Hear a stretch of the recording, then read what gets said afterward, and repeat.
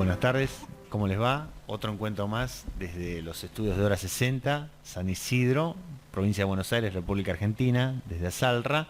En esta oportunidad estamos con Mariela Riganelli. Mariela Riganelli es una colega, además es asesora legislativa en la legislatura de Cava, de la ciudad de Buenos Aires. Excelente profesional y amiga además. Ella nos va a hablar del rol que tienen los asesores legislativos dentro del funcionamiento legislativo. Mariela, ¿cómo estás? Hola Mario, buenas tardes a vos, saludos a la gente de Hora 60, a las amigas y amigos de Asalra, es un gusto como siempre estar encontrándonos. Sí, efectivamente el tema de los asesores legislativos, bueno, se vincula estrechamente a la función parlamentaria del Congreso, de las legislaturas. Dentro de las distintas funciones que cumple el Congreso, que se desarrollan dentro de ese ámbito, la parlamentaria, que es la esencial, central, bueno, un rol muy importante que ocupan los asesores legislativos que van acompañando el proceso de elaboración y sanción de las leyes.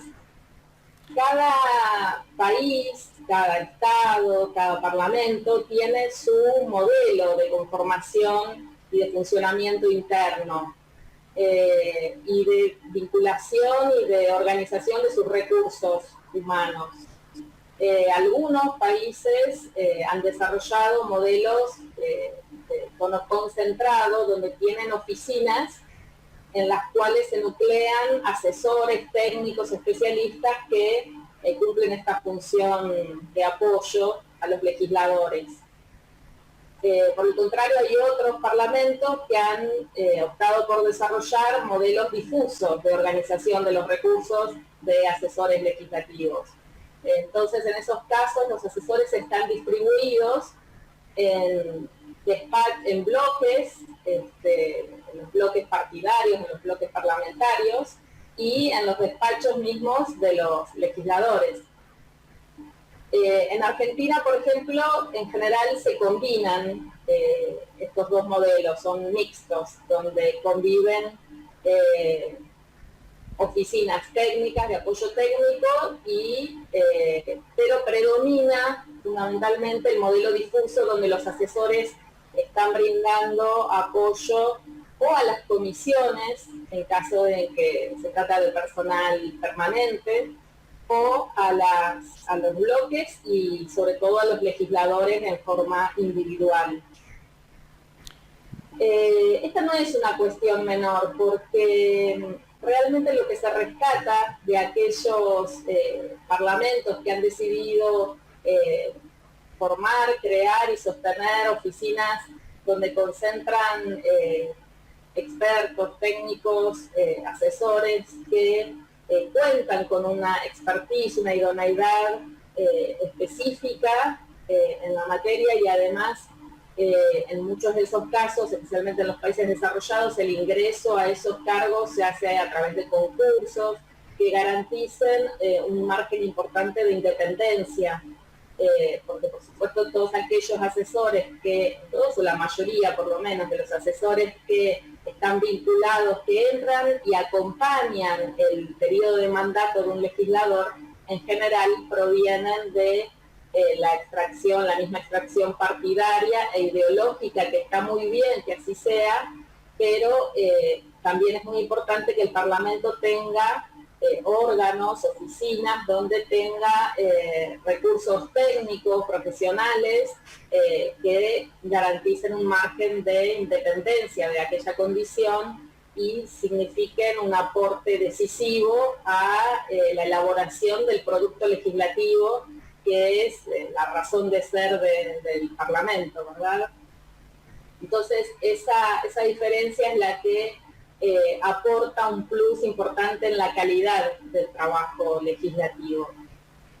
Algunos de esos países, por ejemplo, han desarrollado oficinas que se ocupan, como hemos charlado en algunos encuentros de Asalra, los estudios de impacto normativo, donde los asesores se ocupan especialmente de hacer una evaluación integral de los efectos, las consecuencias que podría tener la propuesta normativa en discusión, en debate, en distintos planos, tanto en lo jurídico como en lo económico, en lo presupuestario, en las instituciones mismas. Hay muchas propuestas legislativas que a veces nacen de excelentes intenciones, objetivos, y a la vista o oído de quien no es experto en esa materia, en la materia que está involucrada en ese proyecto legislativo, puede parecer importantísimo, puede tener una genuina adhesión, entendiendo el objetivo final que persigue esa propuesta legislativa. Pero a veces ocurre que el cómo, aspectos que involucra ese proceso, no han tenido en cuenta cuestiones que sí pueden ser detectadas a la vista de quienes son expertos en esa cuestión. Por ejemplo, un proyecto de ley, una propuesta legislativa que quiera reformar en todo o en parte un sistema educativo, por ejemplo. Tal vez si se presentan los objetivos generales que persigue esa propuesta, a todos pueden parecernos muy nobles y muy atendibles y muy muy acompañables, digamos. Sí. Pero es importante que asesores que no solo tienen formación de base en la materia, como en ese caso sería en educación, pedagogía, es importante también que conozcan cómo funciona el sistema educativo por dentro, siguiendo el ejemplo, ¿no? Cómo está organizado, en ese caso sería, por ejemplo, el Ministerio de Educación, cuáles son los sistemas y subsistemas, cómo operan los actores, cómo se relacionan, qué tipos de procedimientos se verían afectados, beneficiados o entorpecidos. Te iba a preguntar por el tema. A mí siempre me llama la atención en el tema de los asesores legislativos la versatilidad que tienen que tener, ¿no? Porque, digamos, muchas veces las leyes tocan más de una materia, o no estrictamente la materia, sino todo lo que envuelve a eso. A mí también me ha tocado ser asesor legislativo, y por ahí vos estás para un tema, en mi caso, económico, pero por ahí la ley no es estrictamente económica. Entonces, la versatilidad de saber a quién le preguntás, sobre qué tenés que investigar, la forma, empezar a decodificar cosas que por ahí no son las que ves siempre. Creo que eso también es importante. No sé a vos qué te parece eso también. Exactamente, Mario, exactamente. Coincido, porque así como los asesores están para asistir al legislador, porque de la enorme cantidad de materias que se abordan, que se legislan en un parlamento, imagínate desde salud, educación, urbanismo, economía, presupuestos, asuntos constitucionales, ningún legislador, es indica la cantidad de materias, ningún legislador conoce en profundidad todo eso, tampoco un asesor puede conocer todo eso. Entonces, en general los legisladores y los parlamentos tienen que contar con asesores en distintas áreas, en distintas materias, como te decía recién, no solo por conocimientos propios de su profesión, de su recorrido, sino también por su trayectoria laboral, a veces por su experiencia previa.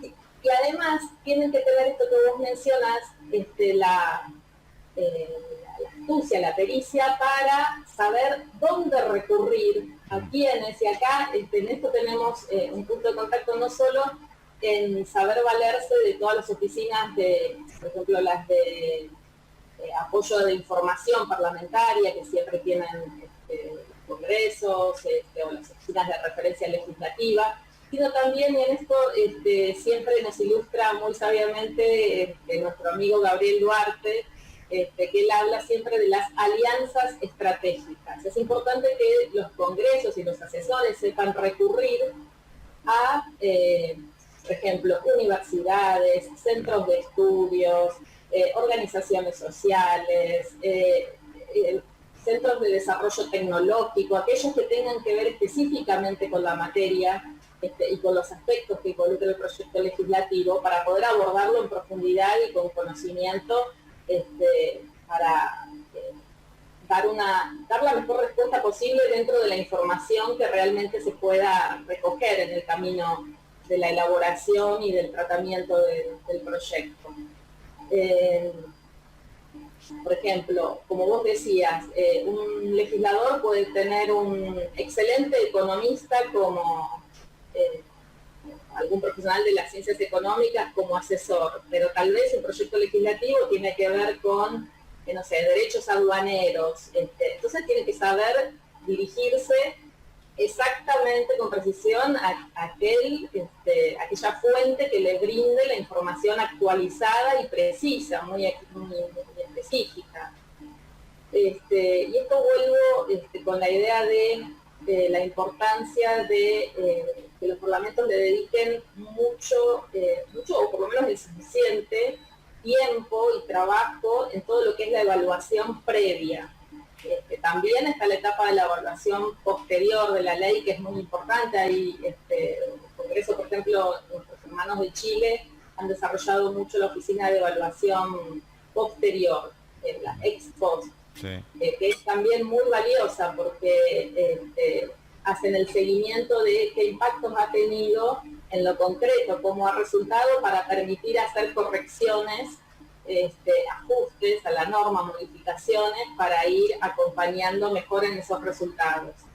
Pero bueno, antes de, cuando hay que hacer ajustes es porque algo no funcionó como se esperaba. Entonces, la idea es también poder desarrollar con responsabilidad y justamente valiéndose de los mejores asesores y recurriendo a las fuentes más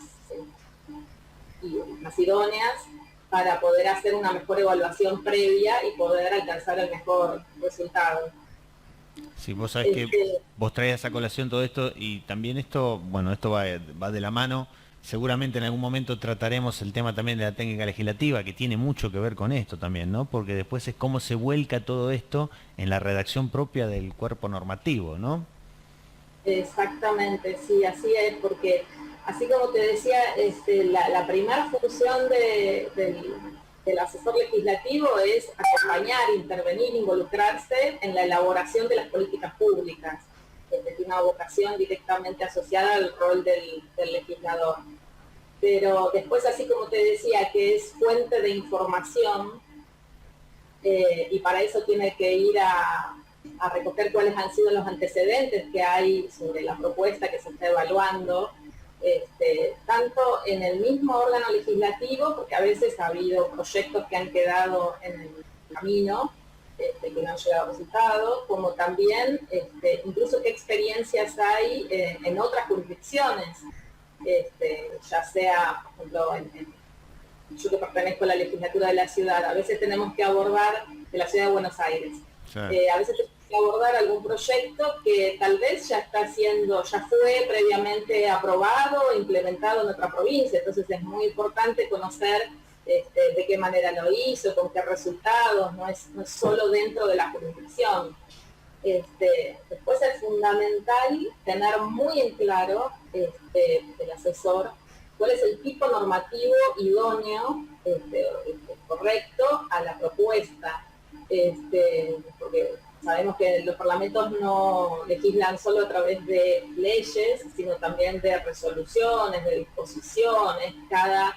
Para eso es muy importante tener un conocimiento muy fluido de lo que es el reglamento interno. Cada parlamento tiene un reglamento específico que determina todo el recorrido, el camino desde la iniciativa, desde el proyecto, hasta la sanción, que contempla un montón de cuestiones procedimentales muy estrictas en tiempos, en plazo, en condiciones, en giros, cuáles son las comisiones que tienen que intervenir, en qué orden, y cómo están conformadas, y el asesor va acompañando todo ese proceso e interviene, por ejemplo, volviendo a la legislatura de la Ciudad de Buenos Aires, fíjate que incluso hay etapas, por ejemplo, las reuniones de los asesores de comisión, son los asesores que designa cada legislador, no están contemplados en el reglamento interno. Sin embargo, parte de la dinámica habitual de un del recorrido de un proyecto legislativo es que antes de llegar al tratamiento en la reunión de comisión que está integrada con los legisladores, los diputados en este caso, antes pasa por un ciclo de reuniones de asesores. Entonces, de ahí la importancia de que el asesor tenga también versatilidad en lo que es no solo en la presentación del proyecto, sino también en la negociación con los asesores de los otros, realmente de los otros bloques, ¿no? Vos pensá, para ir un poco cerrando la cuestión, mientras vos hablabas yo trataba de ir a hacer un conteo en mi cabeza, pero hablamos de que un asesor legislativo tiene que tener su propia materia, digamos, para que el legislador lo convoca, pero además procedimiento legislativo, técnica legislativa, negociación, ¿sí? Saber exponer, es claramente el asesor legislativo es una profesión, ¿sí? Sí, sin duda, sin duda. De ahí la importancia de ASALRA, que está colaborando tanto para la formación de los asesores. Sí, la cuestión de la técnica legislativa es fundamental porque hace la calidad del texto que va a ser luego sometido en su momento a votación y va a tener un impacto decisivo en el funcionamiento del Estado, tanto del sector público como del sector privado. La estructura de la ley, la redacción, la secuencia en la que son presentados los artículos, la redacción de los artículos, son cuestiones centrales y decisivas para la calidad de ese trabajo que es el central del Parlamento. Bien, Mariela, vamos llegando al fin, estuvo clarísimo, buenísimo, claramente da para más de una cápsula este tema, claramente, así que no sería loco pensar en que podemos hacer otra cápsula para seguir con este tema. Te agradecemos estar, estuviste también con nosotros en el CLAD, ahora de manera virtual, que estuvimos en Portugal, en Lisboa, y vas a estar seguramente el año que viene en Colombia con nosotros. Mariela, muchas gracias por estar con nosotros, un gusto, como siempre. El gusto es mío, saludos a vos y a todos los demás. Cariños.